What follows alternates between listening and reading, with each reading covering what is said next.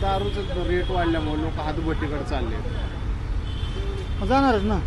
ज्यांना इथं परवडत नाही ते हातबट्टीकडे जाणार. त्यामुळे लिव्हर लवकर खराब होतं. हातबट्टीने लोक मरतात. किती तुम्ही आता तुम्हीच न्यूजवाले ना, सांगतात ना इकडे हे हातबट्टीमुळे एवढी मिळली, मुंबईला एवढी मिळली.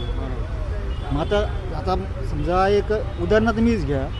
आता माझ्याकडे 50 रुपये आहे, तिथं मला एक क्वार्टर घ्यायची.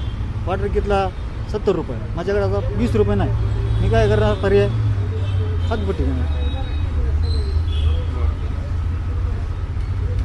पण आता हे योजनेसाठी पैसे वसूल करतायत का असं वाटतंय का तुम्हाला?